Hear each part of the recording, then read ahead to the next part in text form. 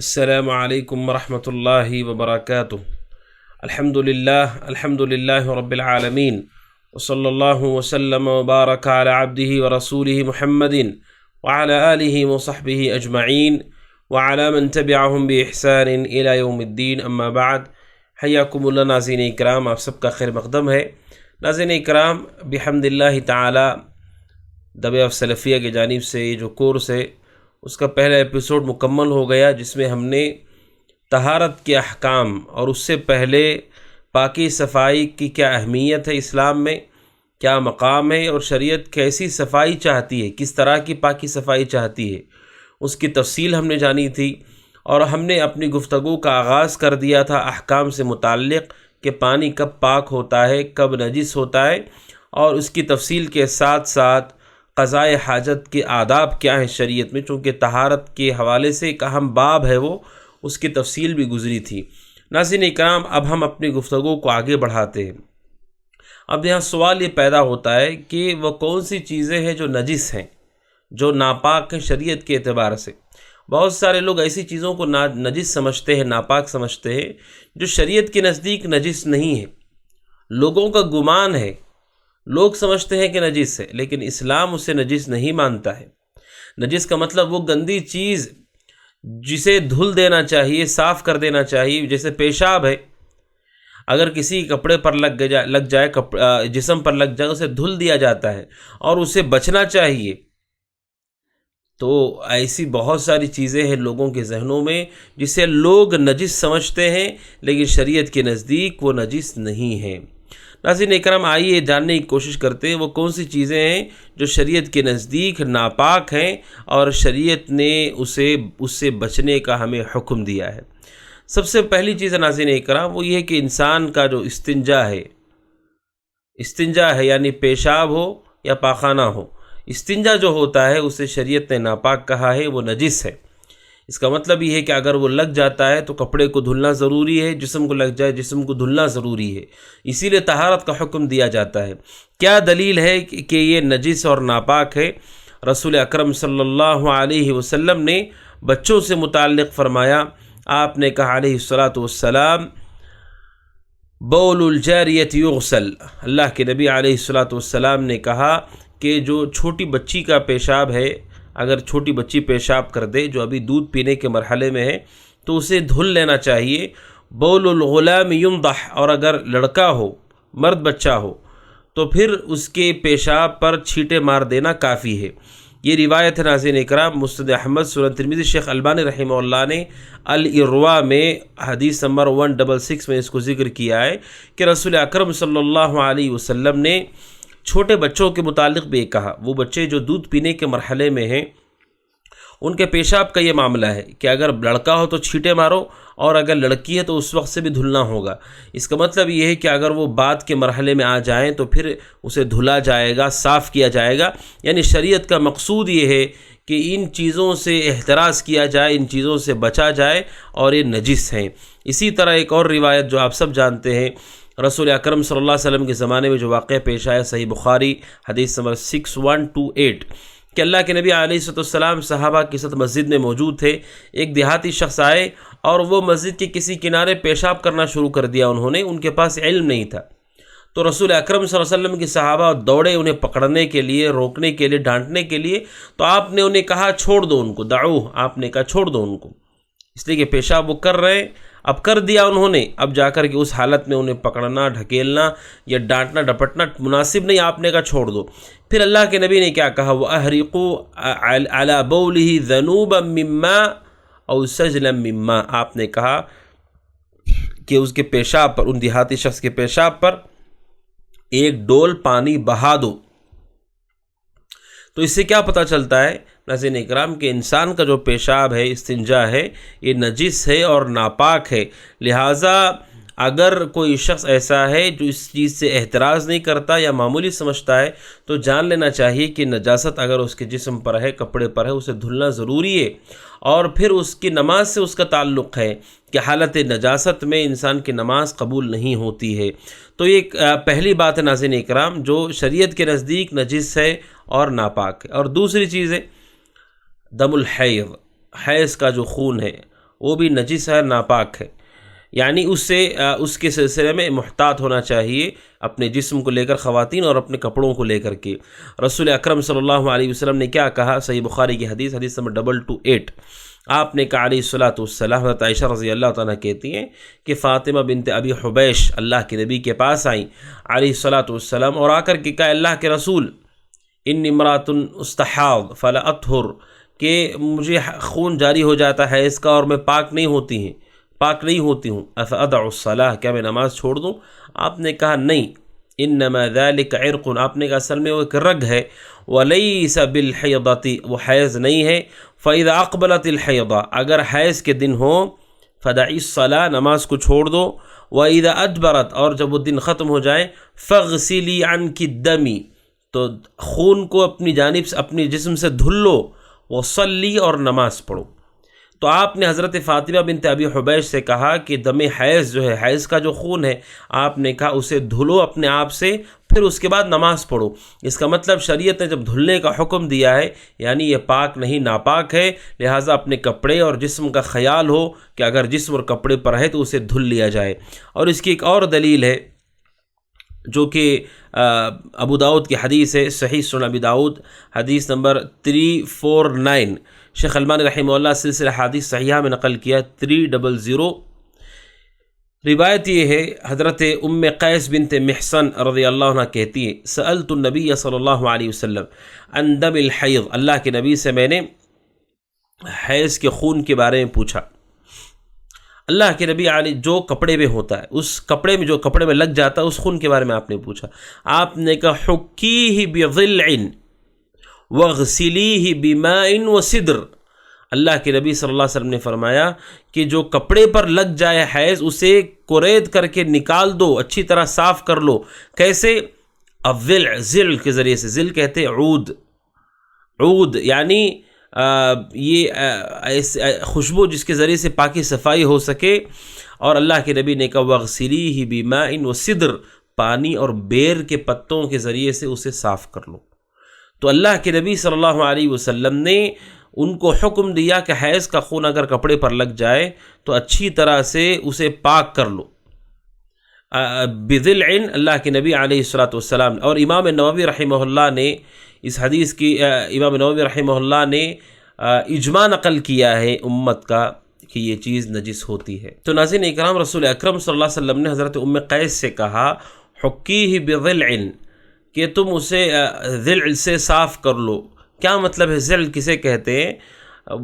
ضلع کہتے ہیں عصا کو، لکڑی کو، یعنی ایسی کوئی چیز جو مضبوط ہو، چاہے پتھر ہو چاہے لکڑی وغیرہ ہو، اس کے ذریعے سے اچھی طرح سے رگڑ کر کے، یعنی وہ خون کا حصہ جو سخت ہو کر کے چپک جاتا ہے نا کپڑوں پر، اللہ کے نبی صلی اللہ علیہ وسلم نے فرمایا کہ اسے لکڑی یا پتھر جیسی کسی چیز کے ذریعے سے بضلع اسے کرید کر کے صاف کرو۔ پھر آگے آپ نے کہا کہ اسے بیر کے پانی کے ذریعے سے، پتوں کے ذریعے سے اچھی طرح صاف کرو، کیونکہ بیر کے پتے صفائی کے لیے استعمال ہوتے ہیں اور خوشبو بھی اس میں ہوتی ہے اور بدبو ختم ہو جاتی ہے اس کی وجہ سے، اس لیے میت کو بھی غسل دیا جاتا ہے تو بیر کے پتوں کا استعمال کیا جاتا ہے۔ تو رسول اکرم صلی اللہ علیہ وسلم نے حیض کے خون سے متعلق کہا، اس کا مطلب یہ ناظرین اکرام کہ اس کی بھی صفائی، اس کا اہتمام ہونا چاہیے اور یہ نجس ہے۔ تیسری چیز ہے ناظرین اکرام، دو چیزیں ہیں تیسرے نمبر پر، دونوں کو ایک ساتھ میں ذکر کر دیتا ہوں، اور حیا ان چیزوں میں معنی نہیں ہے علم کے حوالے سے۔ ایک ہے مزی اور ایک ہے ودی۔ مزی اور ودی کا معاملہ یہ ہے ناظرین اکرام، مزی کہتے ہیں کہ وہ چیز جو انسان کے عضو مخصوص سے نکلتی ہے جب وہ شہوت میں ہوتا ہے، جو اس کی شہوت ابل رہی ہوتی ہے، یا پھر وہ شہوت میں ہوتا ہے یا اپنی بیوی کے قریب ہوتا ہے، تو وہ جو چیز نکلتی ہے انسان کے مخصوص عضو سے اسے کہا جاتا ہے مزی۔ اور یہ جو مزی ہے اس کے حوالے سے بھی جان لینا چاہیے کہ رسول اکرم صلی اللہ علیہ وسلم نے اس حوالے سے کیا کہا۔ بخاری کی حدیث نمبر 269، صحیح مسلم 306، حضرت علی رضی اللہ عنہ کی روایت ہے کہ اللہ کے نبی علیہ الصلوۃ والسلام سے پوچھا گیا اس شخص کے بارے میں کہ جس کے پاس یہ حالت یا کیفیت ہوتی ہے کہ خواہشات جب ابھرتی ہیں تو وہ اس کے خواہشات کے ابھرنے کے دوران اس کے عضو مخصوص سے کوئی چیز نکلتی ہے، جو چپچپی ہوتی ہے، اللہ کے نبی علیہ الصلوۃ والسلام نے کہا توضع، تم وضو کرو، واغسل ذکرک، اور اپنی شرمگاہ کو دھل لو۔ اس کا مطلب یہ ہے کہ اسے بھی دھلنا چاہیے۔ اور ایک اور روایت میں ہے جیسا کہ صحیح سنن ابی داؤد حدیث 192، اس میں اللہ کے نبی علیہ الصلوۃ والسلام نے فرمایا لیغسل ذکرہ وانثیہ، کہ وہ اپنی مکمل شرمگاہ کو دھل لے۔ کیونکہ اس حدیث کے ضمن میں اہل علم کہتے ہیں کہ چونکہ بسا اوقات انسان کو احساس نہیں ہوتا ہے کہ ایسی چیز اس کے جسم سے نکلی ہے، کیونکہ یہ خواہشات کے وقت ہوتا ہے۔ خواہشات جب ختم ہو جاتی ہیں، ہونے کے وقت جو معاملہ ہوتا ہے مرد کے ساتھ یا عورت کے ساتھ، اس وقت جو چیز خارج ہوتی ہے وہ منی ہے، لیکن جو مزی ہے یہ اس کے دوران ہونے والی چیز ہے۔ تو بہت سارے لوگ اس کا احساس نہیں کر پاتے ہیں، تو شریعت اسلامیہ نے اس کے لیے حوالے سے اس کی پاکیزگی کو ہلکا کر دیا، چونکہ اس سے بچنا بہت مشکل ہوتا ہے، ہلکا کر دیا۔ لہٰذا غسل فرض نہیں ہے، اس میں صرف اتنا ہے کہ انسان اپنی شرمگاہ کو دھل لے اور اپنے کپڑے کو صاف کر لے، بس یہی بات اس کے اوپر لازم کی گئی ہے۔ اور اسی طرح ودی ہے، ودی کا مطلب وہ چیز جو پیشاب کے ہو جانے کے بعد بسا اوقات جو چیز انسان کے عضو مخصوص سے نکلتی ہے اسے بھی انسان دھل لے، اس سے بھی غسل واجب نہیں ہوتا ہے۔ تو یہ دو چیزیں ناظرین اکرام جنہیں دھل لینا چاہیے۔ امام الترمذی رحمہ اللہ نے کہا وقول عامة اہل العلم من اصحاب النبی صلی اللہ علیہ وسلم ومن بعدهم، کہ انسان کے اگر عضو مخصوص سے مزی نکلتی ہے، یعنی شہوت بھڑک رہی ہو، شہوت کا موقع ہو، اس وقت جو چیز نکلتی اس کی وجہ سے انسان کے اوپر غسل فرض نہیں ہوتا، صرف وضو اس کے اوپر فرض ہوتا، وضو ٹوٹ جاتا ہے۔ وضو کے احکام میں آئے گا انشاءاللہ، وضو ٹوٹ جاتا ہے اور اسے دھل لینا ہے، اور اگر منی خارج ہو تو پھر اس پر غسل واجب ہوتا ہے۔ اور اسی طرح ناظرین اکرام ایک اور اہم بات ہے، وہ یہ ہے کہ رسول اکرم صلی اللہ علیہ وسلم سے پوچھا گیا، جیسا کہ ابو داؤد کی حدیث ہے 195، حضرت سہل بن حنیف کہتے کنت القا من المذی شدۃ وعنا، کہتے ہیں کہ میرا معاملہ یہ تھا کثرت سے مزی کا، فکنت اکثر منہ الغسل، میں کثرت سے غسل کیا کرتا تھا مزی کی وجہ سے، فذکرت ذلک لرسول اللہ صلی اللہ علیہ وسلم، میں نے رسول صلی اللہ علیہ وسلم سے کہا اور پوچھا کہ بار بار میرے ساتھ یہ معاملہ ہوتا ہے، چونکہ انسان جوانی کے مرحلے میں ہو تو خواہشات کا آنا فطری چیز ہے۔ اللہ کے نبی صلی اللہ علیہ وسلم نے فرمایا انما یجزئک من ذلک الوضوء، آپ نے کہا تم بار بار غسل کر رہے ہو، وضو کافی ہے، منی میں غسل فرض ہوتا، آپ نے کہا تمہارے لیے وضو کافی ہے۔ فقلت یا رسول اللہ، میں نے کہا اللہ کے رسول، کیف بما یصیب ثوبی من، اللہ کے نبی جو چیز میرے کپڑے کو لگ جاتی اس کا میں کیا کروں؟ ٹھیک ہے غسل نہیں کرنا ہے، صرف وضو کر لینا ہے، لیکن کپڑے کو لگ جائے تو کیا کروں؟ آپ نے کہا یکفی کا ان تاخذ کفا من ماء، آپ نے کہا اتنا کافی ہے کہ تم ایک چلو ہاتھ میں پانی لو، فتنضح به ثوبک، اور تم اسے اپنے کپڑے پر چھڑک دو، حیث تری انہ اصاب من، جہاں تمہیں لگتا ہے کہ وہ چیز لگ گئی ہو وہاں پر پانی چھڑک دو، یہ کافی ہو جائے گا۔ اس حدیث کے حوالے سے امام الشوکانی رحمہ اللہ کہتے ہیں یہ حدیث دلالت کرتی ہے کہ اگر مزید کے کپڑے پر پانی کو چھڑک دیا جائے تو نجاست اس سے ختم ہو جاتی ہے۔ اسے یہ نہیں کہا جائے گا کہ منی کی طرح اس پر غسل کرنا ہوگا، اور یہ بھی نہیں کہا جائے گا کہ اس سے چھڑکنے سے کافی نہیں ہے، بلکہ انشاءاللہ یہ کافی ہو جائے گا، اگرچہ کہ یہ دھلنے والی چیز ہے، نجس ہے، لیکن شریعت نے امام شوکانی کہتے اس کی پاکی صفائی کو آسان کر دیا ہے، کیونکہ غسل اگر لازم کر دیا جائے تو جب بھی انسان کی شہوت بھڑکے گی، شہوت اس کی جاری ہو جائے گی، اس موقع پر اس پہ غسل کرنا مشکل ہوگا یا کپڑے کو بار بار دھلنا مشکل ہوگا۔ امام شوکانی کہتے ہیں نجس ہے، لیکن اللہ تعالیٰ نے اس کی طہارت اور پاکیزگی میں آسانی کی ہے۔ اس کے بعد ناظرین اکرام پانچویں چیز جو نجس ہے، ناپاک ہے شریعت کے نزدیک، وہ جانور ہے جو مردار ہو، جو بغیر کسی ذبح کیے کہ مر جائے، مردار جانور ہو۔ اور اسی طرح اہل علم میں وہ جانور جس کا کھانا حلال نہیں ہے اگر وہ مر جاتا ہے تو جو مردار ہے، میتہ جسے کہا جاتا ہے، مردار جانور، یہ ناپاک ہے، یہ نجس ہے۔ کیا دلیل ہے اس کی؟ رسول اکرم صلی اللہ علیہ وسلم نے فرمایا اذا دبغ الإهاب فقد طهر، کہ جب چمڑے کو دباغت دے دی جائے، صحیح مسلم کی حدیث ہے، حدیث نمبر 366، آپ نے کہا اذا دبغ الإهاب فقد طهر، اگر دباغت دے دی جائے چمڑے کو اچھی طرح صاف کر لیا جائے استعمال کے لیے تب وہ پاک ہو جاتا ہے۔ یعنی اللہ کے نبی علیہ الصلوۃ والسلام سے پوچھا گیا یعنی اس جانور کے چمڑے کے سلسلے میں، تو رسول اکرم صلی اللہ علیہ وسلم نے فرمایا اذا دبغ الإهاب فقد طهر، اگر دباغت دے دی جائے تو پاک ہو جاتا ہے۔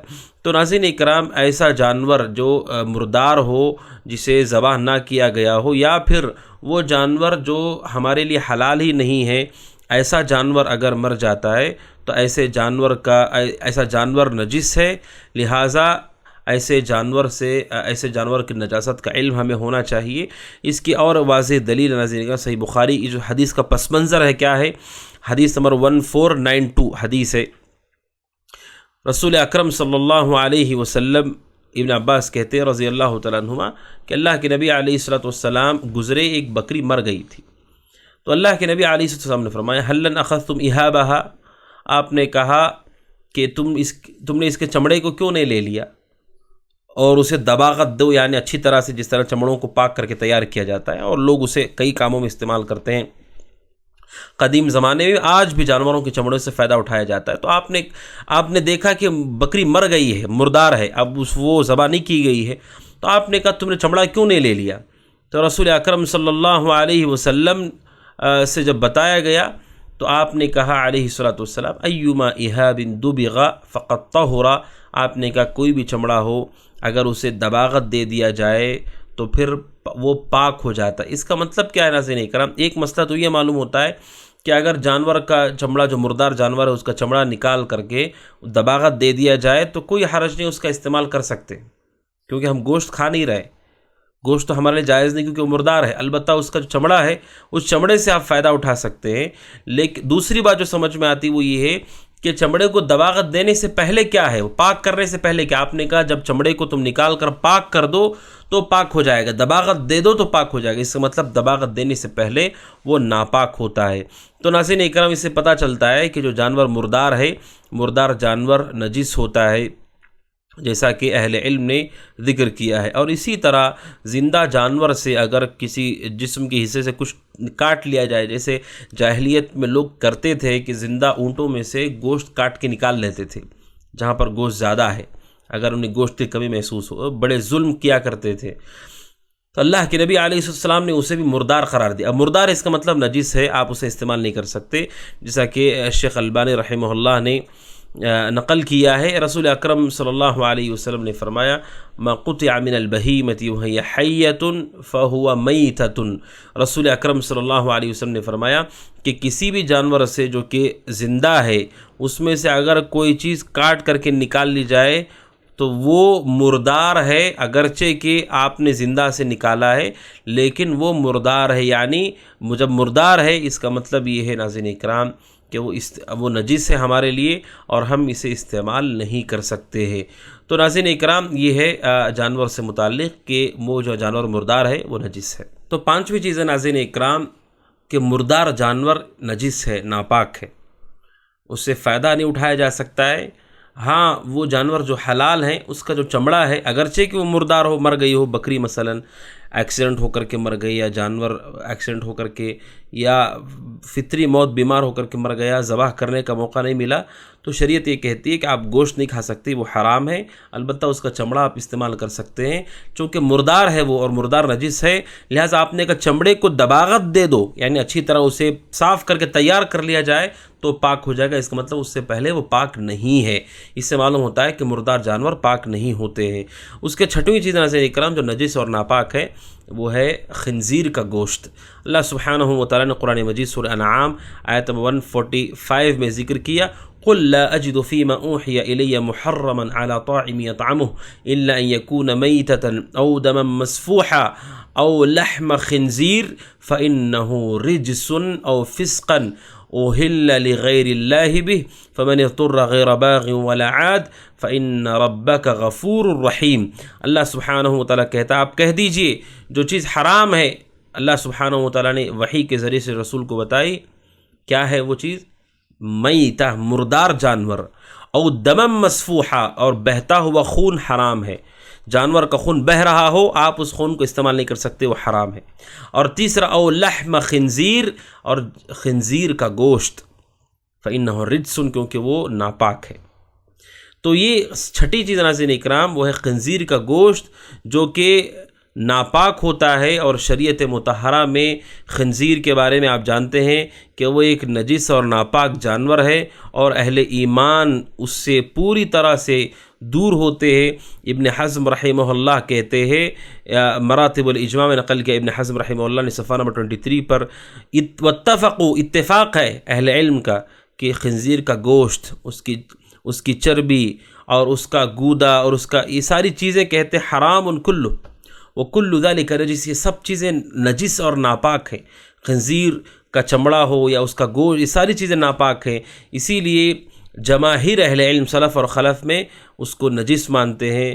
اور اسی طرح سے خنزیر کے بعد ناظرین کرم ساتویں چیز جو نجس اور ناپاک ہے اسلام میں، وہ ہے کتا، اور کتے کا بالخصوص لعاب۔ اللہ کے نبی صلی اللہ علیہ وسلم نے کیا کہا؟ صحیح بخاری حدیث 172، آپ نے کہا اذا شرب الکلب فی اناء احدکم فلیغسلہ سبعا، آپ نے کہا اگر کتا تمہارے برتن میں پی لے منہ ڈال کر کے، فلیغسلہ سبعا، اسے 7 مرتبہ تمہیں دھلنا ہے، 7 مرتبہ اسے تمہیں دھلنا ہے۔ وَأُولَاهُنَّ بِالتُّرَابِ، اللہ کے نبی صلی اللہ علیہ وسلم نے اس کے دھلنے کا حکم دیا، اور ساتھ ہی ساتھ اس میں مٹی کے استعمال کا بھی حکم دیا ہے۔ تو یہ بتاتا ہے ناظرین اکرام کہ شریعت کے نزدیک یہ حرام ہے، نجس ہے، لہٰذا کتے کا جو لعاب ہے اس لعاب سے بچا جائے۔ دھلنے کا حکم اس لیے کہ ناپاک ہے وہ، لہٰذا اگر کپڑے کو لگ جائے، جسم کو لگ جائے، اسے دھلا جائے تو کتا بھی نجس ہے، جیسا کہ اہل علم نے اس حدیث کے ضمن میں ذکر کیا ہے۔ اس کے بعد ناظرین اکرام 8ویں چیز ہے گدھے کا گوشت، یہ بھی شریعت کے نزدیک ناپاک اور نجس ہے۔ اس سے پہلے بھی چیز گزر چکی جو آپ کے سامنے میں نے رکھی کہ اگر جانور ہمارے لیے حلال نہیں ہے، اگر وہ مردار ہے، اور اسی طرح سے وہ جانور جو حلال ہے لیکن اسے ذبح نہ کیا گیا، دونوں قسم کے جانور، مثال کے طور پر دمبا گائے ہے یا مرغی ہے جو حلال ہے، اگر وہ بغیر ذبح کیے کہ مر جائیں تو مردار ہے، آپ نہیں کھا سکتے اس کو۔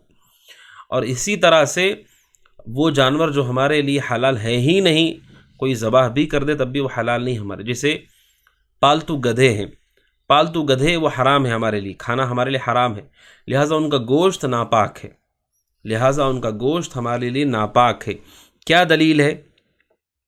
دلیل یہ ہے ناظرین اکرام صحیح بخاری حدیث نمبر 5528 حدیث ہے، حضرت انس رضی اللہ تعالیٰ عنہ کہتے کہ ان رسول اللہ صلی اللہ علیہ وسلم جاءہ جائن، اللہ کے نبی صلی اللہ علیہ وسلم کے پاس ایک شخص آنے والے آئے اور کہا اکلت الحمر، کہا کہ اللہ کے نبی گدھوں کو کھا لیا گیا۔ ثم جاءہ جائن، پھر آنے والے نے آ کر کے کہا اکلت الحمر، گدھوں کو کھا لیا گیا۔ ثم جاءہ جائن، پھر آنے والے نے آ کر کہا افنیت الحمر، کہ گدھوں کو کھا لیا گیا، ختم ہو گئے۔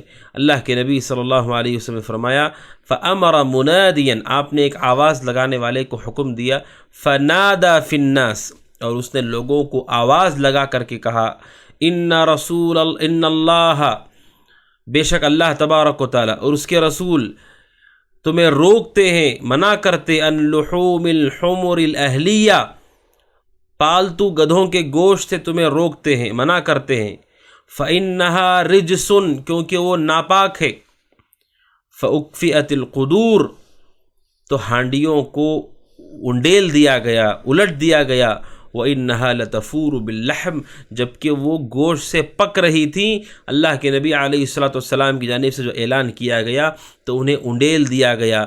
بلکہ صحیحین کی روایت ہے، صحیح بخاری حدیث نمبر 6331 حدیث ہے، حضرت سلمہ بن اکوع کہتے ہیں رضی اللہ تعالیٰ عنہ کہ فتح خیبر کی بات ہے، شام کے وقت کی بات ہے کہ لوگوں نے آگ جلائی، اللہ کے نبی علیہ السلام نے پوچھا ما هذه النار، یہ آگ کیا ہے؟ علی ای شیء توقدون، کس چیز کو، کیا چیز ہے جو تیار ہو رہی ہے؟ رسول اکرم صلی اللہ علیہ وسلم سے کہا کہ علی لحم، کہ گوشت تیار ہو رہا ہے۔ آپ نے کہا کون سا گوشت؟ تو کہا اللہ کے نبی پالتو گدھوں کا گوشت تیار ہو رہا ہے، پکایا جا رہا ہے اس کو۔ تو آپ نے کہا احرقوہا، آپ نے کہا انڈیل دو اس گوشت کو، وکسروہا، اور برتنوں کو توڑ دو، ہانڈیوں کو توڑ دو تمہاری۔ فقال الرجل یا رسول اللہ، کہ اللہ کے رسول اب نحریقها، اللہ کے نبی ہم اسے پھینک دیں، انڈیل دیں، ونغسلها، اور برتنوں کو توڑے بغیر دھل کر کے رکھ لیں؟ آپ نے کہا وذاک، تو آپ نے کہا یہ بھی ٹھیک ہے۔ تو آپ نے برتنوں کو انڈیلنے کا، اور پھر جب صحابی نے کہا غسل دھل دینا اس کو، تو آپ نے کہا ٹھیک ہے۔ یعنی اس کا مطلب یہ ناظرین اکرام اس سے پتہ چلتا ہے کہ وہ جانور جو ہمارے لیے کھانا حلال نہیں ہے، اگرچہ کہ اسے ذبح کیا گیا، صحابہ نے ذبح کیا، وہ سمجھ رہے تھے حلال ہے، اس وقت تک حرام نہیں کیا گیا تھا، لیکن جب اعلان ہوا کہ حرام ہے تو اس سے پتہ چلتا ہے کہ انہوں نے حرام کا جیسے انہیں علم ہوا تو انہوں نے پھینک دیا اس کو، برتنوں کو دھل لیا۔ اور ایک روایت میں آپ نے جیسے سنا انہا رجسن، یہ ناپاک اور گندا ہے۔ تو اس سے پتہ چلتا ہے ناظرین اکرام کہ جو پالتو گدھوں کا گوشت ہے وہ بھی ناپاک ہے اور گندا ہے۔ اس کے بعد ناظرین اکرام آئیے کہ ہم مسئلے کی طرف، کہ اب سوال یہ پیدا ہوتا ہے، جانوروں کے بارے میں تو بات آ گئی کہ مردار جانور، گدھوں کا گوشت، اسی طرح سے کتا یا خنزیر، اسی طرح پیشاب، اور اسی طرح سے خون، دم حیض کا خون، یہ ساری چیزیں نجس ہیں، شریعت کے نزدیک ناپاک ہیں۔ لیکن ایک سوال یہ آتا ہے کہ وہ حیوان جن کا خون نہیں بہتا ہے، اور اکثر ہمارا واسطہ ہوتا ہے کہ پانی کے اندر آ کر کے بسا اوقات چھوٹے چھوٹے پتنگے یا ٹڈی یا مکھی یا مچھر، اس طرح کی چیزیں بھی آ جاتی ہیں اور پانی میں گر جاتی، کھانے میں گر جاتی ہیں، تو کیا یہ بھی نجس ہے، ناپاک ہے؟ اس لیے کہ وہ بھی گر کر کے مر گئیں، مردار ہے وہ، تو کہ یہ بھی نجس اور ناپاک ہے؟ تو ناظرین اکرام اس کا جواب یہ ہے کہ وہ جانور، وہ حیوان جن کا خون بہنے والا نہیں ہے، یعنی ایسے چھوٹے چھوٹے پتنگے جن کا خون بہنے والا نہیں، ہر وہ حیوان جن کا خون بہتا نہیں ہے، وہ پاک ہوتے ہیں، وہ طاہر ہیں۔ لہٰذا اگر پانی میں یا کھانے میں یا ہمارے لباس پر ہوں تو اس سے لباس یا پانی یا کھانا گندا یا ناپاک نہیں ہوتا ہے۔ یہ حشرات جنہیں کہا جاتا ہے، جن کا خون نہیں بہتا، مکھی کا خون کیا بہتا ہے؟ کیا مچھر کا خون بہتا ہے؟ کیا دلیل ہے اس بات کی؟ اس بات کی دلیل ہے ناظرین اکرام صحیح بخاری حدیث نمبر 5782، اللہ کے نبی صلی اللہ علیہ وسلم نے فرمایا اذا وقع الذباب فی اناء احدکم، کہ اگر مکھی تمہارے برتن میں بیٹھ جائے، فلیغمسہ کلہ، تو پوری طرح سے مکھی کو ڈبو دے۔ اگر مکھی برتن میں تمہارے برتن میں آ کر کے گر جائے تو اسے پوری طرح ڈبو دو، پھر اسے نکال کر کے پھینک دو۔ تو رسول اکرم صلی اللہ علیہ وسلم نے آگے کہا اس کے ایک پر میں شفا ہے، ایک پر میں بیماری ہے۔ تو اس سے کیا پتہ چلتا ہے ناظرین اکرام؟ ابن قیم رحمہ اللہ کہتے ہیں یہ واضح دلیل ہے حدیث کہ اللہ کے نبی نے کہا مکھی اگر برتن میں گر جائے تو پوری طرح ڈبو کر کے نکالو اور پھینک دو، اور آپ نے سامان، پانی یا برتن پھینکنے کا حکم نہیں دیا۔ ابن قیم کہتے ہیں یہ دلیل واضح ہے کہ ان الذباب اذا مات، کیا کہ مکھی اگر پانی میں مر جائے، کسی مائع چیز میں مر جائے، وہ اس سے گندا نہیں ہوتا ہے، اور سلف صالحین میں سے کوئی اس کا مخالف نہیں رہا ہے، کیونکہ رسول اکرم صلی اللہ علیہ وسلم نے اگر وہ نجس ہوتا تو اللہ کے نبی علیہ الصلوۃ والسلام اس کا ہمیں حکم دیتے کہ ہم اسے دھل لیں۔ پھر کہتے ہیں کہ یہ حکم صرف مکھی کے ساتھ خاص نہیں ہے۔ ابن قیم رحمہ اللہ کہتے ہیں زاد المعاد میں جلد نمبر 4 صفحہ 101 کہتے ثم عدی هذا الحکم، یہ جو حکم ہے ہر اس حیوان کا ہے جس کا خون بہتا ہوا نہیں ہے، جیسے شہد کی مکھی ہے یا مکڑی ہے، اس ڈکوری ہے، زنبور جسے کہا جاتا ہے وغیرہ، یہ چھوٹے چھوٹے حیوان، یہ سارے کے سارے اس میں شامل ہیں کہ یہ نجس اور ناپاک نہیں ہے۔ اگر یہ گر کر کے مر جاتے ہیں تو یہ مردار کے طرح سے ان کے ساتھ معاملہ نہیں ہے، بلکہ انسان اپنے سامان کو استعمال کر سکتا ہے۔ تو یہ ہے ناظرین اکرام ان حیوانات اور چھوٹے چھوٹے جو پتنگے ہوتے ہیں، حشرات ہوتے ہیں، ان کا حکم کہ جن کا خون بہتا نہیں ہے وہ پاک ہیں، اور اس کی دلیل بھی میں نے آپ کے سامنے ذکر کی۔ اس کے بعد دوسرا مسئلہ آتا ہے ناظرین اکرام کہ وہ جانور کے پالتو ہیں، جو پالے جاتے ہیں، ان جانوروں کے سلسلے میں کوئی مسئلہ نہیں ہے کہ وہ حلال ہیں اور پاک ہیں، لہٰذا اس میں ہمارے لیے کوئی پریشانی اور کوئی دقت نہیں ہے۔ اللہ سبحانہ و تعالیٰ نے ہمارے لیے اس کو حلال کیا ہے، لہٰذا ابن حزم رحمہ اللہ نے ذکر کیا ہے کہ ہر وہ جانور جو کھایا جاتا ہے اس کے پاک ہونے میں کوئی شبہ نہیں۔ پاک کا مطلب کیا ہے؟ نظر کرو وہ جو جانور ہے اگر برتن میں منہ ڈال دے، آپ کے جسم کو لگ جاتا ہے، آپ اسے لگ جاتے ہیں، اور اسی طرح سے اس کا جو پیشاب ہے، اس کی جو گندگی ہے وہ نجس نہیں ہے۔ نجس کا کیا مطلب ہے؟ نجس کا مطلب یہ ہے کہ آپ کو اسے دھلنا ہی ہوگا، ایسا نہیں ہے۔ وہ جانور جسے ہم کھاتے ہیں، جسے ہم استعمال کرتے ہیں، جو حلال ہے ہمارے لیے، کھانا حلال ہے، کوئی حرج کی بات نہیں۔ تو یہ جانور ناظرین اکرام، اس میں کوئی شبہ نہیں کہ ان جانوروں کے ساتھ ہمارا جو معاملہ ہے وہ شریعت کے نزدیک بالکل واضح ہے کہ آپ کے لیے اللہ سبحانہ و تعالیٰ نے انہیں پاک قرار دیا ہے، وہ طاہر ہیں۔ حتیٰ کہ آپ جانتے ہیں شریعت اسلامیہ یہ بھی کہتی ہے، آپ سب جانتے ہیں کہ رسول اکرم صلی اللہ علیہ وسلم نے انسانوں کے لیے یہ حلال قرار دیا ہے کہ وہ بکرے کا جو باڑہ ہوتا ہے، بکروں کا جو باڑہ ہوتا ہے، وہاں پہ آپ نماز پڑھ سکتے ہیں، جبکہ اس باڑے میں ناظرین اکرام گندگی بھی ہو سکتی ہے، جانوروں کا فضلہ بھی ہو سکتا ہے، پیشاب بھی ہو سکتا ہے، لیکن اس کے باوجود رسول اکرم صلی اللہ علیہ وسلم نے ہمارے لیے اس کے اندر نماز کو جائز قرار دیا۔ اس کا مطلب یہ ہے کہ وہ وہاں جو گندگی ہے، فضلہ ہے پالتو جانوروں کا، حلال جانوروں کا، وہ ناپاک اور نجس نہیں ہے۔ اگر وہ نجس ہوتا تو آپ وہاں نماز نہیں پڑھ سکتے، اسے پورا دھل کر نماز پڑھنا ہوتا۔ آپ نے ایسا نہیں کہا، آپ وہاں پہ نماز پڑھ سکتے۔ اسی طرح سے یہ بھی ثابت ہے کہ رسول اکرم صلی اللہ علیہ وسلم نے اونٹ کے پیشاب کے ذریعے سے علاج بھی کیا ہے، تو خاص طریقہ علاج ہے جو اطباء اور ڈاکٹرز جانتے ہیں، جبکہ وہ کھایا جانے والا جانور ہے۔ اس سے پتہ چلتا ہے ناظرین اکرام، جو کھایا جانے والا جانور ہے وہ ہمارے لیے طاہر ہے، پاک ہے، وہ نجس نہیں ہے۔ اگر نجس ہوتا تو رسول اکرم صلی اللہ علیہ وسلم ہمارے لیے اسے واضح کر دیتے۔ یہ ایک اہم بات ہے۔ اور دوسری بات ہے، وہ جانور جو ہمارے لیے حلال نہیں ہیں، ان کا کیا حکم ہے؟ مثال کے طور پر بلی ہے، مثال کے طور پر گدھا ہے، مثال کے طور پر خچر ہے، جو استعمال میں لوگ رکھتے ہیں اپنے گھروں میں یا دکانوں پر وغیرہ وغیرہ۔ وہ جانور کے ہمارے لیے حلال نہیں ہے، لیکن ان سے لوگ استفادہ کرتے ہیں، لوگ فائدہ اٹھا رہے ہوتے ہیں۔ یہ نجس ہیں؟ کیا بلی نجس ہے، ناپاک ہے؟ اس کا جواب یہ ناظرین اکرام، شریعت کا ایک قاعدہ یہ ہے کہ وہ جانور اگرچہ کہ حلال نہ ہوں، جو بارہا ہمارے یہاں آنا جانا ان کا ہے، جن سے بچنا ہمارے لیے بہت مشکل ہے، اگرچہ کہ ان کا کھانا ہمارے لیے حلال نہیں ہے، وہ جانور بھی نجس نہیں ہیں۔ نجس نہیں ہے کا مطلب وہ اگر پانی میں منہ ڈال دے یا آپ کو لگ کر کے آپ کے کپڑے کو چھو لے یا آپ کے جسم کو چھو لیں تو اس کی وجہ سے آپ کے کپڑے نجس یا ناپاک نہیں ہوں گے۔ کیا دلیل ہے اس کی ناظرین اکرام؟ اس کی دلیل ہے یہ مشہور حدیث، جس حدیث کو اہل علم نے اس مسئلے میں بطور دلیل ذکر کیا ہے۔ حدیث ناظرین اکرام، ابو داؤد حدیث نمبر 75، سنن ترمذی حدیث نمبر 92، کہتے ہیں کہ رسول اکرم صلی اللہ علیہ وسلم نے فرمایا، بلی کے بارے میں آپ نے کہا، انہا لیست بنجس، آپ نے کہا بلی نجس نہیں ہے، انہا من الطوافین علیکم الطوافات، آپ نے کہا یہ بہت زیادہ چکر لگانے والی ہے تمہارے پاس۔ بلی اگرچہ کہ حلال نہیں ہے اسلام میں، اس کا گوشت حلال نہیں ہے، تب بھی شریعت یہ کہتی ہے کہ وہ نجس نہیں ہے۔ گائے اور بکرے کی طرح کیوں؟ اللہ کے نبی نے فرمایا علیہ الصلوۃ والسلام، کیونکہ وہ کثرت سے تمہارے یہاں آنا جانا ان کا ہوتا ہے، جن سے بچنا مشکل ہے انسان کے لیے، لہٰذا اس کو ہم نجس کہہ دیں، ناپاک کہہ دیں تو پھر یہ ہمارے لیے بڑی مشقت یا پریشانی ہو سکتی ہے۔ اسی طرح سے گھروں کے اندر چوہے بھی رہتے ہیں، چوہا دوڑ گیا، بستر کے اوپر سے بھاگ گیا، یا کسی سامان کے اوپر سے بھاگ گیا، دوڑ گیا، تو کیا وہ نجس ہے جس کی وجہ سے اسے پوری طرح دھلنا ضروری ہے، جس طرح پیشاب کو دھلا جاتا ہے؟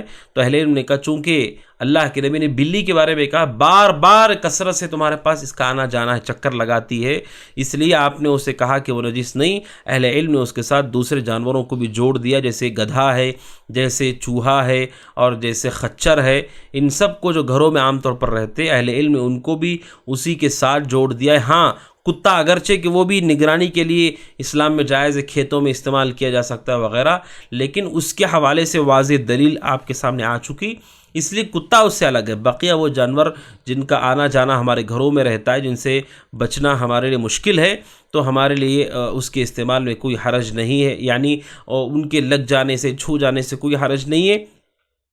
امام شمس الحق عظیم آبادی رحمہ اللہ کہتے ہیں، اللہ کے نبی صلی اللہ علیہ وسلم نے بلی کے بارے میں کیا کہا؟ بلی نجس نہیں ہے، اور آپ نے علت کیا بتائی؟ کہا کہ علت یہ ہے کہ وہ بار بار گھر کو آتی جاتی رہتی ہے، تو شریعت نے یہاں پر یہ بتایا کہ بلی چونکہ بار بار گھر آتی جاتی، اس سے برتنوں کو بچا کر رکھنا مشکل ہے۔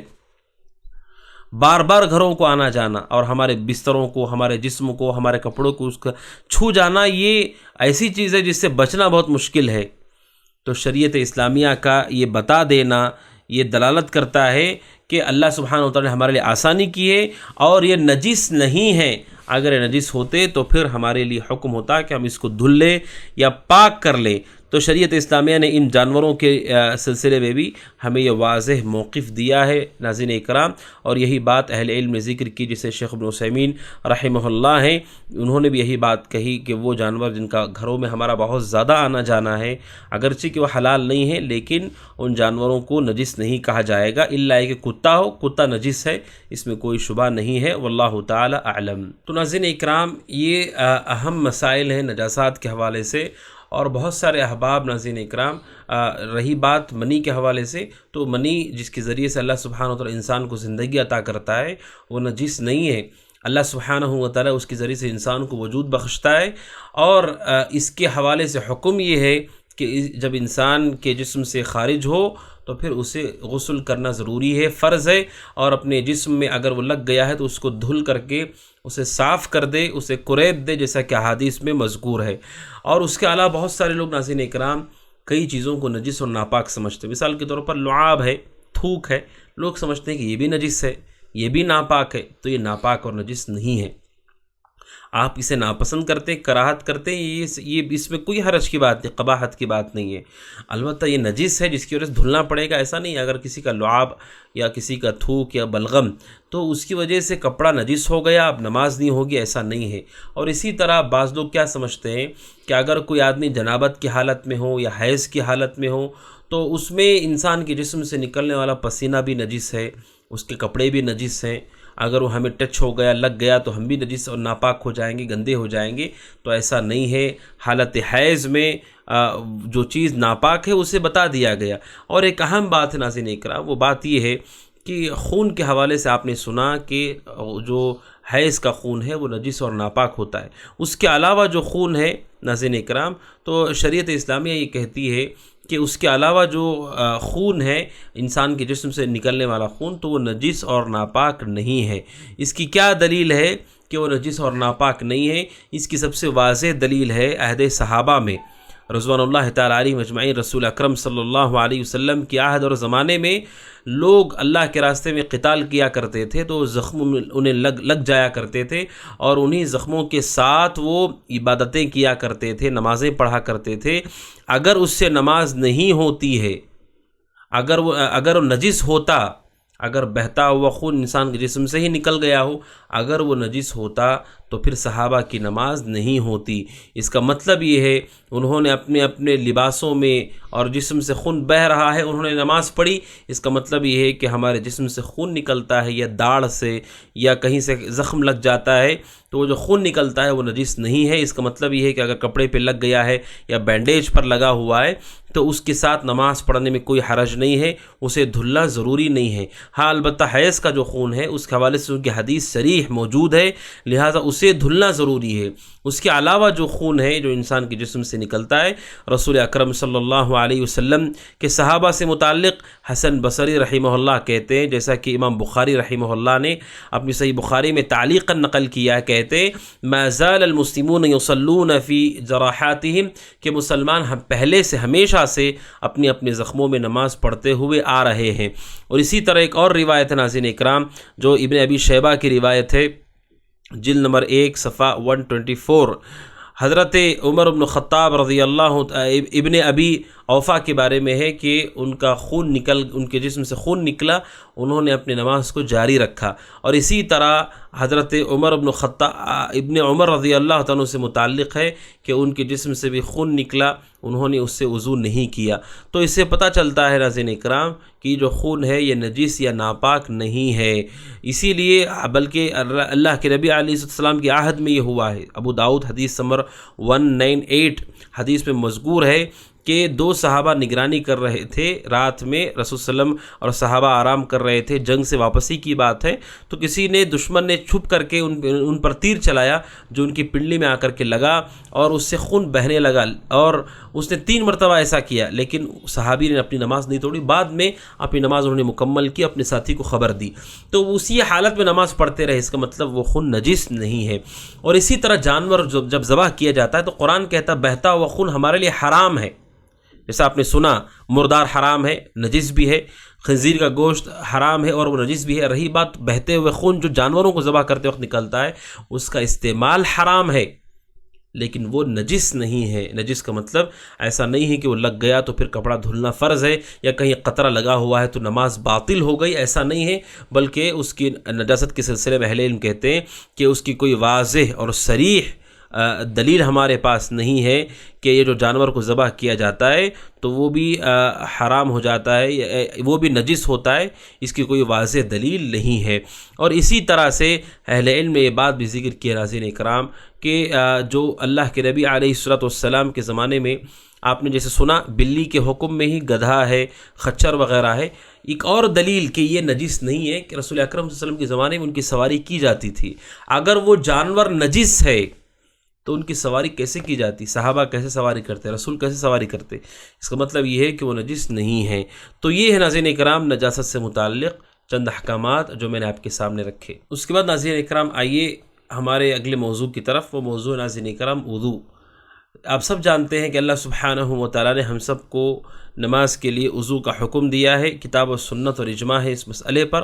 قرآن مجید سورہ مائدہ آیت نمبر 6 میں اللہ تعالیٰ نے نماز پڑھنے والوں کو حکم دیا کہ وہ نماز کا جب ارادہ کرے تو وضو کر لے، اور حدیث میں رسول اکرم صلی اللہ علیہ وسلم نے فرمایا، صحیح بخاری حدیث نمبر 135، آپ نے کہا علیہ الصلاۃ والسلام لا يقبل اللہ صلاۃ احدکم اذا احدث حتى يتوضا، آپ نے کہا اللہ تعالیٰ تم میں سے کسی کی نماز کو قبول نہیں کرتا ہے جب اس کا وضو ٹوٹ جائے یہاں تک کہ وضو کر لے۔ اس کا مطلب یہ ہے کہ جس کا وضو نہیں ہے اس کی نماز نہیں، جس کا وضو ٹوٹ جاتا ہے اس پہ فرض ہے کہ وضو کرے اور پھر نماز ادا کرے۔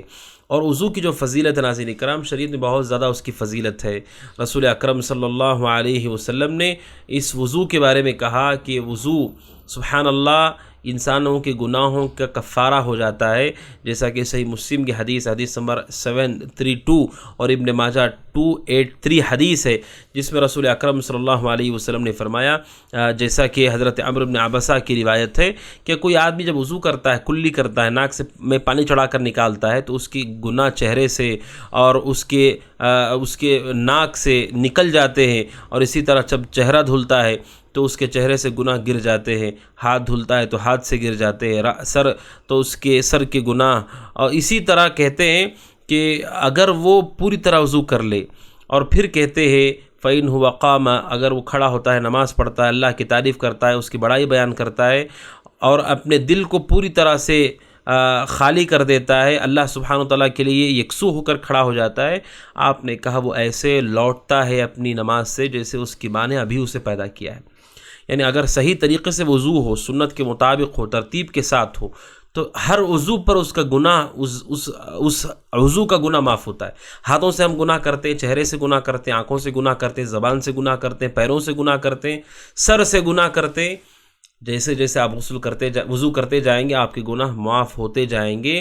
لہٰذا ناظرین اکرام وضو یہ بہت عظیم عبادت ہے، اور اسی کے ذریعے سے رسول اکرم صلی اللہ علیہ وسلم اپنی امتیوں کو قیامت کے دن پہچانیں گے، جیسا کہ صحیح مسلم کی حدیث نمبر 249 حدیث ہے کہ اللہ کے نبی علیہ السلام نے فرمایا فَإِنَّهُمْ يَأْتُونَ غُرًّا مُحَجَّلِينَ مِنَ الْوُضُوءِ، کہ میری امت جب آئے گی حشر کے میدان میں تو وضو کی وجہ سے ان کے اعضائے وضو چمک رہے ہوں گے، اعضائے وضو ان کے چمک رہے ہوں گے، سبحان اللہ۔ تو یہ وضو بڑی عظیم عبادت ہے اور اہم فریضہ ہے، اس کے بغیر نماز نہیں ہے۔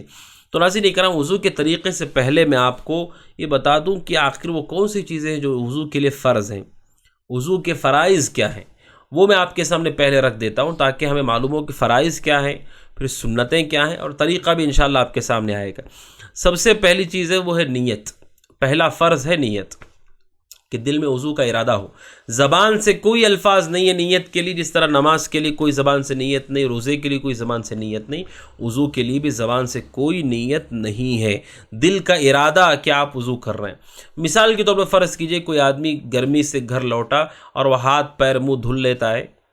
مان لیجئے کہ اس نے پہلے کلی کی، پھر چہرہ دھلا، پھر ہاتھ دھلا، پھر پیر دھل لیا، تو کیا وہ آدمی وضو میں ہے؟ ہم کہیں گے نہیں، اس کا وضو نہیں ہے، اگرچہ کہ وہ اس نے ہاتھ پیر چہرہ سب دھلا.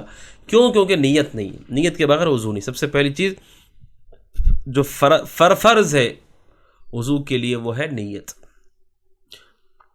دوسری اور تیسری چیز ناظرین اکرام، دوسری چیز ہے کلی کرنا، اور تیسری چیز ہے ناک میں پانی چڑھا کر کے اسے نکال دینا. تو یہ دو چیزیں ناظرین اکرام، دوسری اور تیسری چیز جو وضو کے لیے ضروری ہے اور فرض ہیں. رسول اکرم صلی اللہ علیہ وسلم نے فرمایا، بخاری کی حدیث ہے، حدیث 162، اور صحیح مسلم 237 حدیث ہے. اللہ کے نبی نے فرمایا علیہ السلام، اذا توضأ احدکم، جب تم میں سے کوئی وضو کرے، فلیجعل فی انفہ ماء، تو اپنے ناک میں پانی چڑھائے، ثم لینثر، پھر اس کے بعد اپنے ناک کو جھاڑ دے، صاف کر دے. آپ نے حکم دیا. اس کا مطلب یہ کہ کلی کرنا، ناک میں پانی چڑھانا، یہ فرض ہے اور یہ ضروری ہے، اس کے بغیر وضو نہیں ہے. یہ دوسری اور تیسری چیز. اور چوتھی چیز ناظرین اکرام کیا ہے؟ چوتھی چیز ہے ناظرین اکرام کہ انسان اپنے چہرے کو دھل لے، اچھی طرح سے اپنے چہرے کو دھلے. چہرے کا دھلنا بھی فرض ہے. قرآن یہ کہتا ہے سورہ مائدہ آیت نمبر 6 میں، فَاغْسِلُوا وُجُوهَكُمْ، اپنے چہرے کو دھل لو. اس کا مطلب چہرے کو دھلنا یہ وضو کے لیے فرائض میں سے ضروری ہے، اس کے بغیر وضو نہیں ہوتا ہے. پھر اس کے بعد ناظرین اکرام ہاتھ کو دھلنا. ہاتھ کو دھلنا، کوہنیوں سمیت ہاتھ کو دھلنا، کیونکہ قرآن مجید کہتا ہے کہ اپنے چہرے کو دھلو، فَاغْسِلُوا وُجُوهَكُمْ، اپنے چہرے کو دھلو. اور اس کے بعد اللہ تبارک و تعالیٰ کہتا ہے وَأَيْدِيَكُمْ إِلَى الْمَرَافِقِ، اور اپنے ہاتھوں کو کوہنیوں سمیت، کوہنیوں کو ملا کر کے. تو اس کا مطلب یہ ہے کہ وضو کے لیے ضروری ہے کہ انسان، فرض ہے کہ اپنے ہاتھوں کو کوہنیوں سمیت دھلے. اور اس کے بعد ہے ناظرین اکرام سر کا مسح کرنا، جیسے سورہ مائدہ میں اللہ نے کہا وَامْسَحُوا بِرُؤُوسِكُمْ، اپنے چہروں کا مسح، اپنے سروں کا مسح کرو. اس کا مطلب سر کا مسح کرنا یہ فرائض میں سے ہے، اس کے بغیر کسی کا وضو نہیں ہوتا ہے. اور اسی طرح ناظرین اکرام اس کے بعد ہے اپنے پیروں کو ٹخنے سمیت دھلنا. یہ بھی فرائض میں سے ہے، وضو کے فرائض میں سے ہے. اور اسی طرح ناظرین اکرام وضو کے فرائض میں سے ہے الموالات. الموالات کا مطلب یہ ہے کہ انسان ایک کے بعد دوسرے وضو کو دھلنے میں تاخیر نہ کرے. اگر وہ اتنا تاخیر کر دیتا ہے کہ ایک چہرہ مثلا دھل لیا، ہاتھ نہیں دھلا ہے، اتنا وقت ہو گیا یہاں تک کہ پچھلا وضو سوکھ جاتا ہے، تو یہ وضو نہیں مانا جائے گا. رسول اکرم صلی اللہ علیہ وسلم نے کیا کہا؟ اللہ کے نبی علیہ السلام نے، ابو داؤد کی حدیث ہے، حدیث 175، کہ رسول اکرم صلی اللہ علیہ وسلم نے ایک آدمی کو دیکھا جو نماز پڑھ رہا ہے، اور اس کی قدم، اس کے پیر میں 1 درہم کے برابر جگہ ہے جہاں پانی نہیں گیا ہے، اور نماز پڑھ رہا ہے وہ. فَآمَرَهُ رسول اللہ صلی اللہ علیہ وسلم أَن يُعِيدَ الْوُضُوءَ، آپ نے دوبارہ وضو کرنے کے لیے کہا. اب سوال یہ ہے کہ اس نے پورا وضو کیا ہے، صرف پیر میں 1 سکے کے برابر جگہ سوکھی ہوئی ہے، تو پھر ہمیں کیا کرنا ہے؟ ہم کیا سوچتے ہیں وہ جائے اور صرف پیر دھل کے آ گیا تو ہو جائے، لیکن آپ نے کہا دوبارہ جا کے وضو کرو. کیوں؟ کیونکہ ناظرین اکرام اسے پورا پیر اس کے ساتھ دھل لینا تھا، یعنی پورے اعضاء ایک ساتھ اسے بالترتیب مکمل کر لینا تھا. اتنا فاصلہ آپ نہیں دے سکتے، یہ فرض ہے. موالات کا مطلب یہ ہے کہ انسان ایک کے بعد دیگر ایک وہ کرتا چلا جائے. اگر مثال کے طور پر کوئی آدمی وضو کی نیت کر کے ہاتھ دھلنے کے لیے بیٹھتا ہے اور ہاتھ دھل لیتا ہے، کلی کر لیتا ہے چہرہ، اور پھر جب پیر کی بات آتی ہے، مثلا پیر میں اس کے پینٹ لگ گیا ہے، کوئی کلر لگ گیا ہے، اور وہ ناخن سے اسے کرید رہا ہے، نکال رہا ہے، اور اتنا ٹائم لگ گیا اس کو کہ پچھلے جو اعضاء ہیں وہ سوکھ گئے. یا پھر اس نے وضو کر لیا، ابھی ہاتھ یا پیر دھونا باقی تھا، پانی ختم ہو گیا، اب وہ پانی ڈھونڈنے کے لیے نکل گیا ناظرین اکرام، اور پانی نہیں ملا اس کو، یہاں تک کہ اس کے اعضاء سب سوکھ گئے، وقت نکل گیا، تو پھر اسے دوبارہ وضو کرنا ہوگا. کیونکہ وضو کے فرائض میں سے یہ ہے کہ آپ کو ایک کے بعد دیگر ایک وضو کو دھلنا ہے. آپ بہت لمبا فاصلہ نہیں دے سکتے, تھوڑا دے سکتے ہیں, کہیں ضرورت پڑ گئی, حاجت پڑ گئی. مثلاً کوئی آدمی ہے جیسے وضو کر رہا ہے اور وہ کپڑا جب نکالنے جا رہا ہے, ہاتھ آستین جب کوہنی دھلنا چاہ رہا ہے تو آستین چڑھ نہیں رہی ہے اس کی, تو بٹن کھول کر کے کھینچ کر کے اپنے آستین کو نکال رہا ہے. تھوڑا سا وقت لگ جا رہا ہے, کوئی حرج نہیں, لیکن اتنا لمبا وقت لگ جائے کہ باقاعدہ ایک وقت گزر گیا یہاں تک کہ اس کے اعضاء بھی سوکھ گئے ہیں, تو پھر اسے دوبارہ وضو کرنا ہوگا. امام احمد بن حنبل رحمہ اللہ سے اس حدیث کے بارے میں پوچھا گیا. امام احمد نے کہا اس کی سند درست ہے کہ اللہ کے نبی علیہ السلام نے اس صحابی کو جن کے پیر میں ایک درہم, ایک سکے کے برابر سوکھی جگہ تھی, آپ نے دوبارہ وضو کرنے کے لیے کہا. اور ایک اور روایت میں آپ نے دوبارہ نماز پڑھنے کے لیے کہا ان کو. آپ نے یہ نہیں کہا کہ بھئی جاؤ صرف پیر دھل لو, ایسا نہیں کہا آپ نے کہا دوبارہ پورا وضو کرو, کیونکہ ترتیب جو کہ موالات اس میں چھوٹ گیا. اسی لیے اسے پتہ چلتا ہے کہ یہ فرض ہے. اور 9ویں چیز ہے اور آخری چیز ناظرین اکرام, 9ویں چیز جو ضروری ہے وضو کے لیے وہ الترتیب. ترتیب ضروری ہے. اگر کوئی آدمی ترتیب کو آگے پیچھے کر دے, پہلے چہرہ دھلے بعد میں کلی کرے, پہلے وہ مسح کر لے اور پھر اس کے بعد ہاتھ دھوئے, تو ترتیب اگر اس نے چھوڑ دیا ہے تو پھر اس کا وضو نہیں ہے ناظرین اکرام, کیونکہ ترتیب بھی فرض ہے. تو یہ فرائض ناظرین اکرام وضو سے تعلق رکھنے والے, لہٰذا اچھی طرح ان فرائض کو غور سے ہم جان لیں اور ان فرائض کے ساتھ ہی ہم سب کو وضو کرنا چاہیے. تو ناظرین اکرام ان فرائض میں اہل علم نے کان کے مسح کو بھی ذکر کیا ہے. قول راجح کے مطابق کانوں کا مسح کرنا بھی ضروری ہے, رسول اکرم صلی اللہ علیہ وسلم سے ثابت ہے. اس کو بھی اہل علم نے فرائض میں شامل کیا ہے. لہذا ناظرین اکرام بالترتیب میں آپ کے سامنے فرائض ذکر کرتا ہوں تاکہ ہمیں اچھی طرح ذہن نشین ہو جائے. سب سے پہلی چیز ہے نیت کرنا, جس میں دل کا ارادہ ہوتا ہے. نمبر 2 کلی کرنا اور ناک میں پانی چڑھا کر کے ناک سے پانی کو خارج کرنا. نمبر 3 اپنے چہرے کو دھلنا. نمبر 4 اپنے ہاتھوں کو کوہنیوں تک دھلنا. نمبر 5 سر کا مسح کرنا, اور اسی طرح سے نمبر 6 کانوں کا مسح کرنا, اور نمبر 7 اپنے پیروں کو ٹخنوں سمیت دھلنا, اور اسی طرح نمبر 8 ترتیب ایک کے بعد دیگر ایک کرنا, لمبا فاصلہ نہ ہو, اور نمبر 9 یہ ہے کہ انسان ترتیب کے ساتھ وضو کرے, ترتیب کو آگے پیچھے نہ کرے. تو یہ ہے ناظرین اکرام فرائض جن کا ہمیں خیال کرنا چاہیے. رسول اکرم صلی اللہ علیہ وسلم نے جو وضو کی ہمیں تعلیم دی ہے, اس تعلیم کے روشنی میں اور ان احادیث کو جمع کر کے اہل علم نے ان فرائض کو نکالا ہے, مستنبط کیا ہے تاکہ امت کے لیے آسانی ہو. بہت سارے لوگ کہتے ہیں یہ فرض ہے, یہ نفل ہے. کیسے پتہ چلتا ہے؟ یہ احادیث پر غور کرنے سے پتہ چلتا ہے کہ اللہ کے نبی نے کہاں پر دوبارہ کرنے کے لیے کہا. جب آپ نے دوبارہ کرنے کے لیے کہا, اس کا مطلب وہ چیز ضروری تھی جو کسی نے چھوڑ دی تھی. آپ نے کچھ نہیں کہا, آپ خاموش رہ گئے, اس کا مطلب یہ کہ وہ فرض نہیں ہے. اگر فرض ہوتا تو اللہ کے نبی دوبارہ کرنے کے لیے کہتے.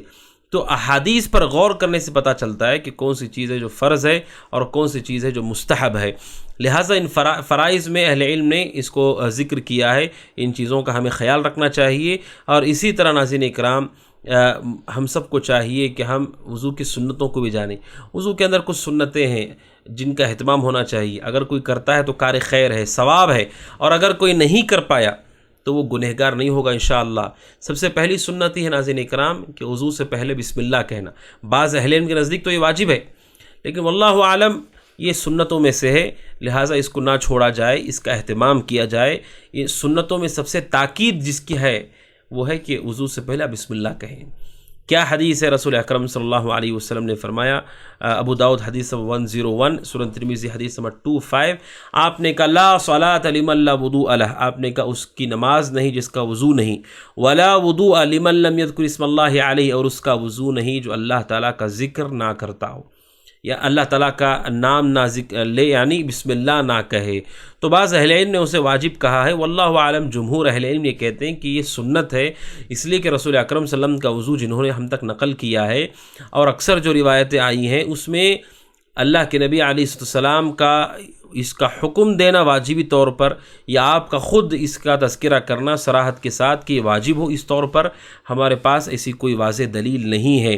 اسی لیے ابو داؤد کی ایک حدیث ہے ناظرین اکرام، ابو داؤد 135 حدیث ہے، ابن ماجہ 422 حدیث ہے کہ ایک دیہاتی نے رسول اکرم صلی اللہ علیہ وسلم سے پوچھا وضو کے بارے میں، آپ نے پانی منگایا اور 3 مرتبہ آپ نے اپنے اعضاء کو دھلا، سر کو نہیں، سر کو 1 مرتبہ مسا ہے، پھر آپ نے کہا ہا کدل وضو، ایسے ہی وضو کرنا ہے، آپ نے اس دیہاتی سے کہا ایسے ہی وضو کرو۔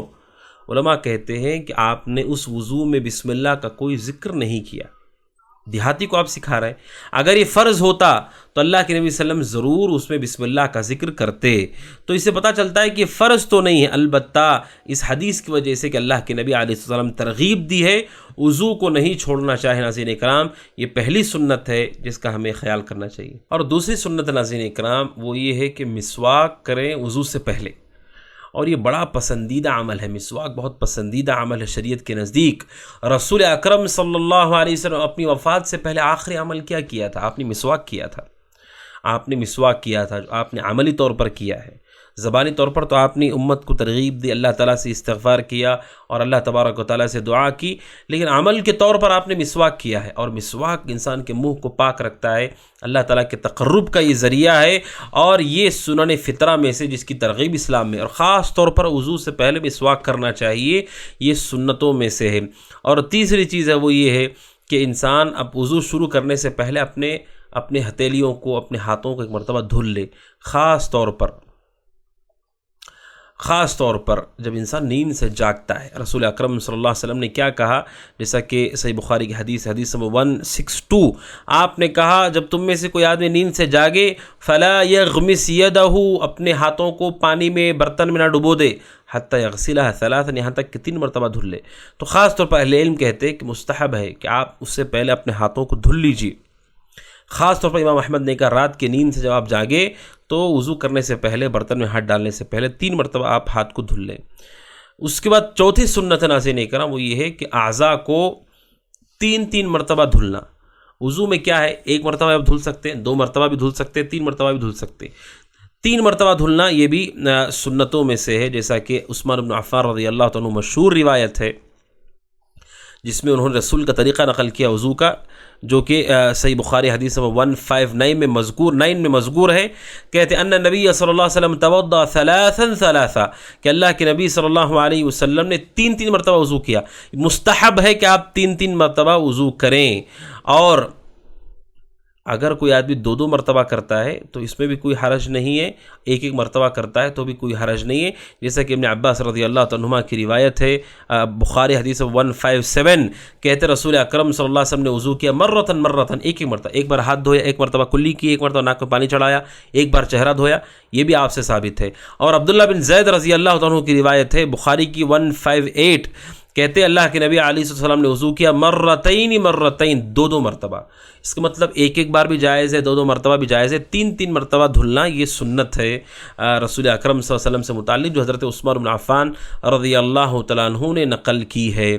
اور امام النووی رحمہ اللہ کہتے ہیں اجماع ہے اس بات پر کہ مسلمان پر جو واجب ہے وہ 1 مرتبہ دھلنا ہے، یہی واجب ہے، امت کا اجماع ہے، 1 سے زیادہ مرتبہ دھلنا واجب نہیں ہے۔ وَعَلَى أَنَّ الثَّلَاثَ سُنَّةٌ، اور 3 مرتبہ سنت ہے۔ اور احادیث جو صحیح حدیثیں آئی ہیں دھلنے سے متعلق وہ 1 بار کے بارے میں بھی ہیں، امام نووی کہتے 2 بار کے بارے میں بھی ہیں، 3 بار کے بارے میں بھی ہیں، وَبَعْضُ الْأَعْضَاءِ ثَلَاثًا وَبَعْضُهَا مَرَّتَيْنِ، بعض کو 3 بار دھلنا، بعض کو 2 مرتبہ دھلنا، بعض کو 1 مرتبہ دھلنا، یہ سب ثابت ہے۔ کہتے امام نووی رحمہ اللہ قال العلماء، علماء کہتے ہیں فاختلافها دلیل علی جواز ذلك کلہ، ان ساری روایتوں کا جو الگ الگ وارد ہیں یہ بتاتا ہے کہ جائز ہے اسلام میں، وان الثلاث هي الکمال، کہ 3 مرتبہ دھلنا یہی کمال ہے، یہی سب سے بہتر درجہ ہے، وان والواحدۃ، جو 1 مرتبہ کرتے ہیں وہ بھی جائز ہے اور درست ہے، کافی ہے، وضو اس سے ہو جاتا ہے۔ یہ وضو کی سنت ہے، چوتھی سنت جس کا ہمیں خیال کرنا چاہیے۔ اسی کے ساتھ ناظرین اکرام سنتوں میں سے یہ بھی ہے کہ التیامن، تیامن کہتے ہیں کہ آپ سیدھی جانب سے شروع کریں. آپ کو اگر دھلنا ہے تو سیدھی جانب سے. آپ پہلا ہاتھ کون سا دھوئیں گے، پہلا پیر کون سا آپ دھوئیں گے، تو سیدھی جانب سے شروع کرنا یہ مستحب ہے، یہ بہتر ہے، اللہ کے نبی علیہ الصلوۃ والسلام کے نزدیک پسندیدہ ہے. 6ویں سنت ناظرین اکرام وہ یہ ہے داڑھی کا خلال کرنا. رسول اکرم صلی اللہ علیہ وسلم داڑھی کا خلال کیا کرتے تھے. بعض اہل علم میں تو اسے واجب قرار دیا داڑھی کا خلال کرنا، اور احتیاط بھی اسی میں ہے کہ داڑھی جن کو ہے اسے خلال کرنے سے خلال کرنے کے اہتمام کریں.